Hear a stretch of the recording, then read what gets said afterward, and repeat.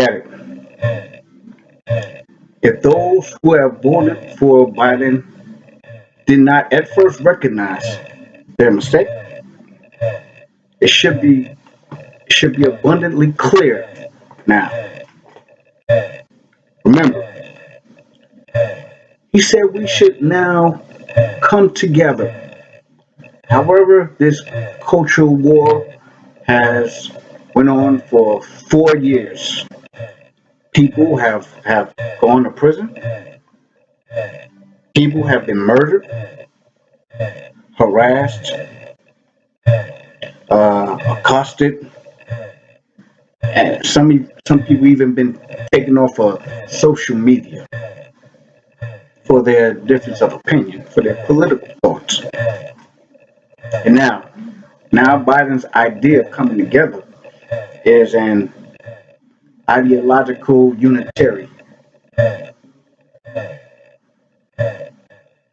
His his quietness of Antifa and Black Lives Matter riot and attacks are signs of his forbearance.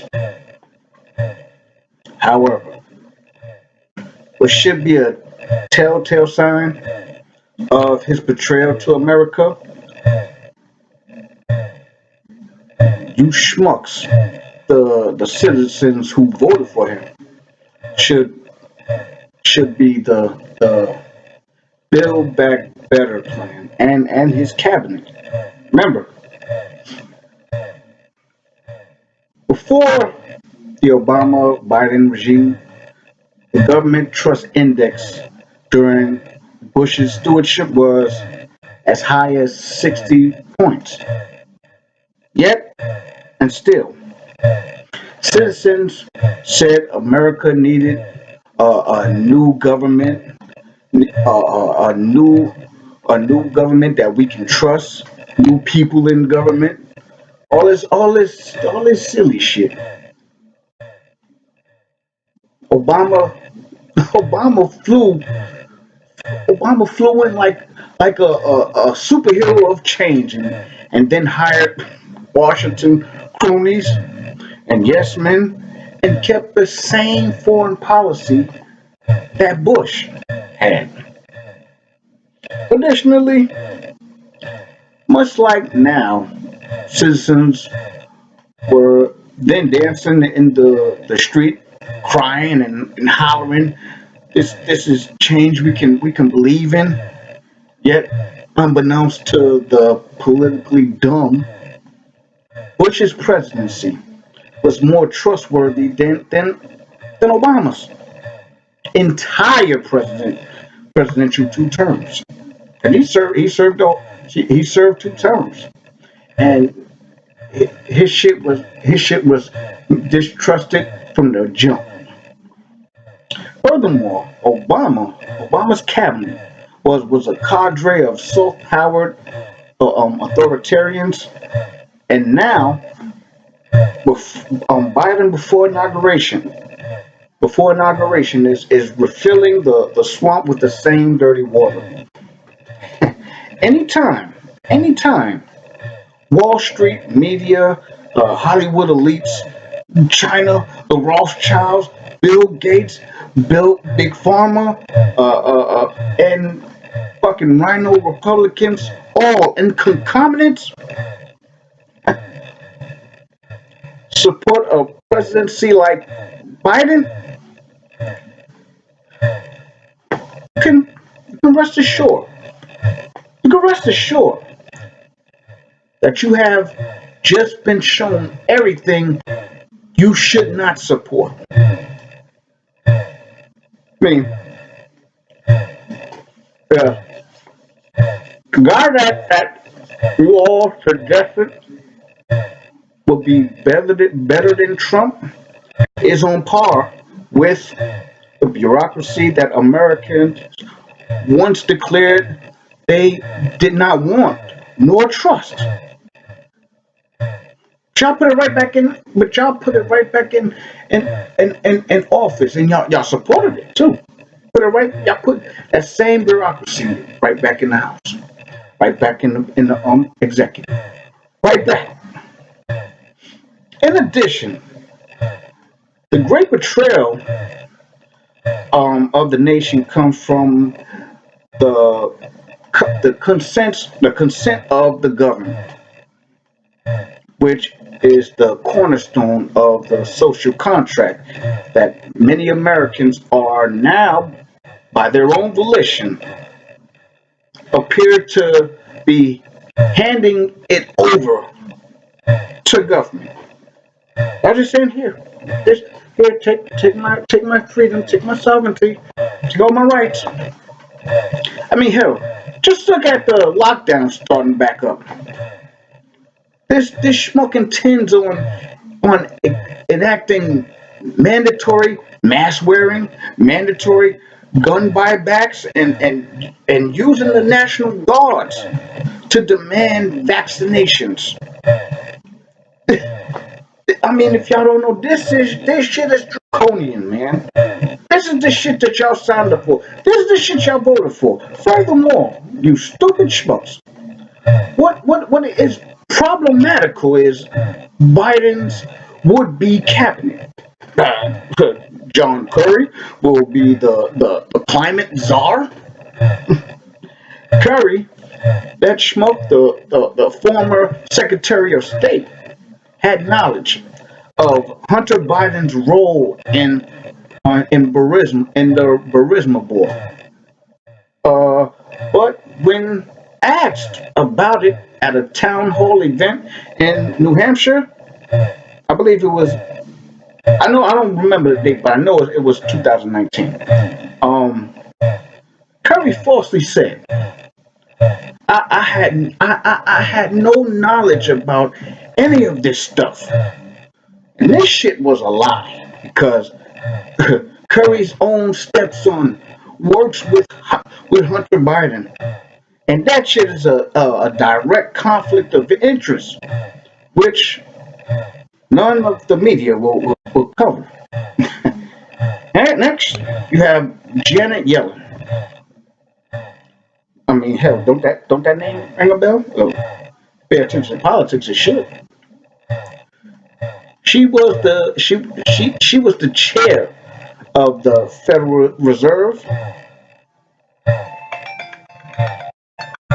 and excuse me, and will be the Treasury Secretary. She was responsible for crushing American work wages, making it harder for employees to and small business owners. Um, and now this bitch is in America's pocketbook. Hell, you got Avril Hines, uh, who was one of the co-authors of Obama's presidential policy guidance or strategy that will go down in infamy with the drone playbook that standardized targeted global assassinations.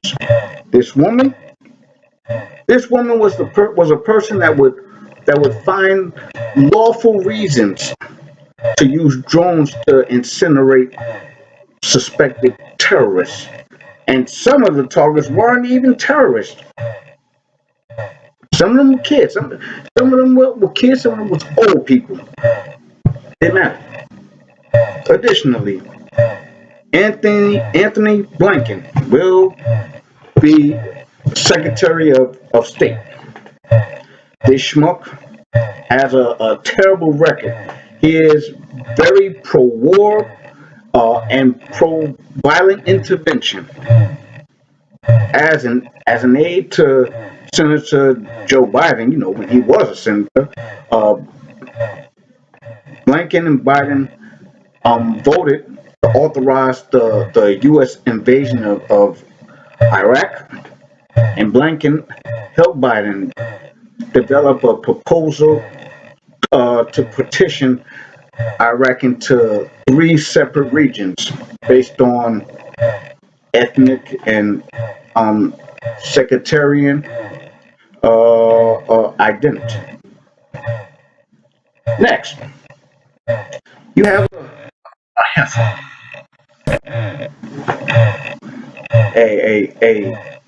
a one Linda Thomas Greenfield. She'll be the UN ambassador. Greenfield worked for one of the world's most secretive firms, Albright's Stonebridge group. Furthermore, furthermore, Jake Sullivan, who previously worked for Marco Advisory Partners, that is run by former British spy chiefs, will uh, will be the national security advisor. Also, Alejandro Mayorkas will serve as head of Homeland Security. Now, allegedly, uh, Mayorkas helped approve a visa application on behalf of Gulf Coast Fund Management, which is run by Anthony Rodham, which is Hillary Clinton's brother.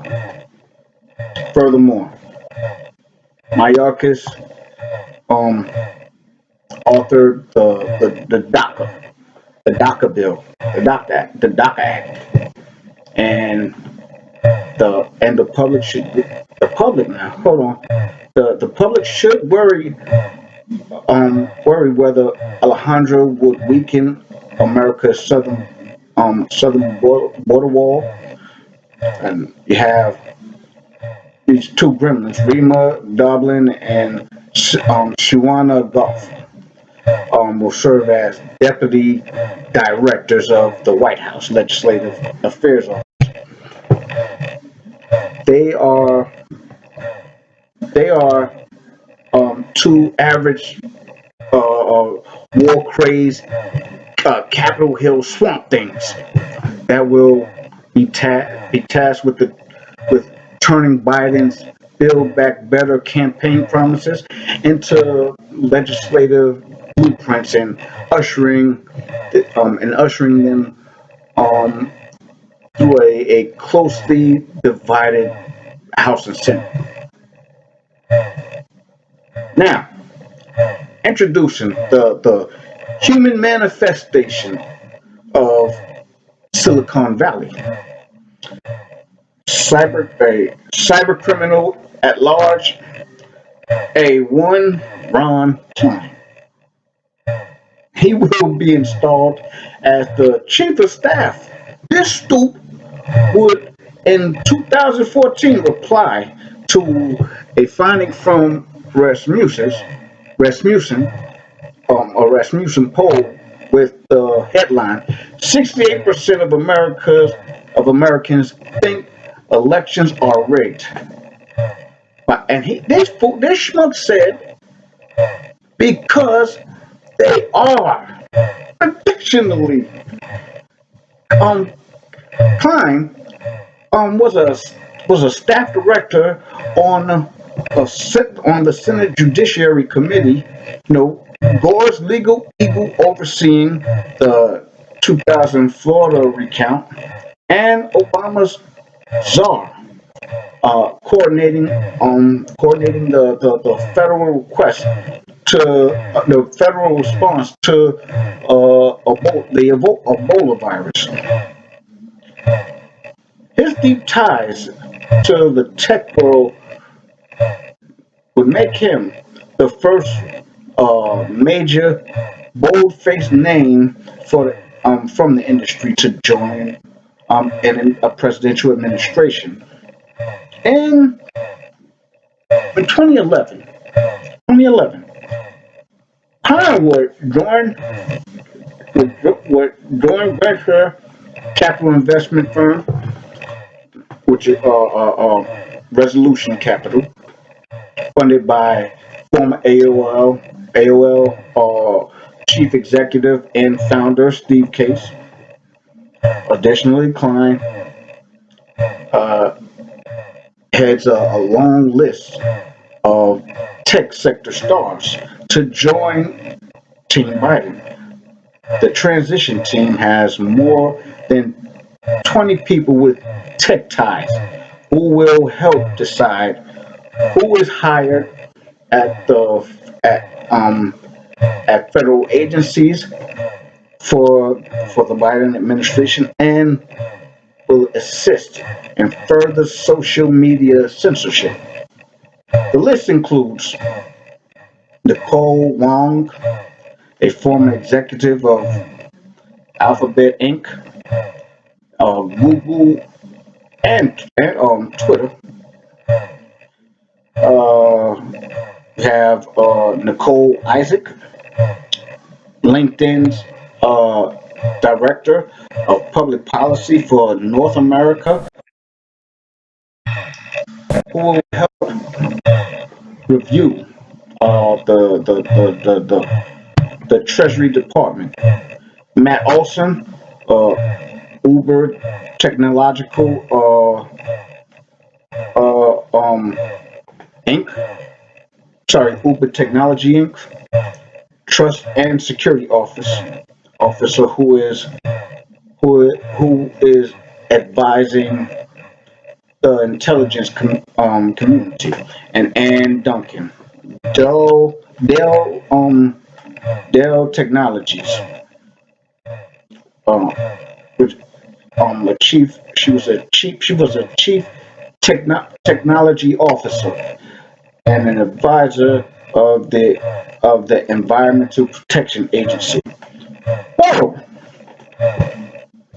moreover, what you schmucks just witnessed on TV this afternoon was an all-star cast of warmongering, pro-censorship globalists who who you witnessed them tell you that America is now out of the business of its own sovereignty and back in the business of being taken advantage of, especially by the Red Dragon. And I'm tell you something. I'm tell you something. Israel should be worried about looming Middle Eastern instability. Um, they should. I mean, because it will categorically be an issue um, um, down the pipe, somewhere down it. Furthermore, alarm bells should sound off when ascertaining that Biden's campaign slogan, "Build Back Better," is global phraseology for um, it is global phraseology used by nations like France, Germany, Canada, the United Kingdom, and now the United States. It's like we're all pushing this new world order agenda and a one world government. Let me tell you, the UN. I believe the UN could have possibly been the architect of this Build Back Better agenda in 2017. They have like a little booklet that where it explains it, and the agenda opines um, how international calamity, hence the pandemic, um, could be the vehicle that initiates a great reset, which begs the question: could COVID-19 be an intentional multi-governmental creation that will hurdle the world into the waiting arms of autocracy? I mean, shit. Juxtapose the latter with Biden's plan to enact mandatory gun buyback. See, if you read anything about politics and transfer of power, you know that the first thing all governments who are looking to commit tyranny do is they take firearms away from the people, because the right to defend yourself is the the the conjugate that keeps all other rights unabridged. That's why. So just think about that. Now, that's all I have to say about that. Like, comment, subscribe, hit the notification bell while you're at it. Shit, that's it. That's all, folks.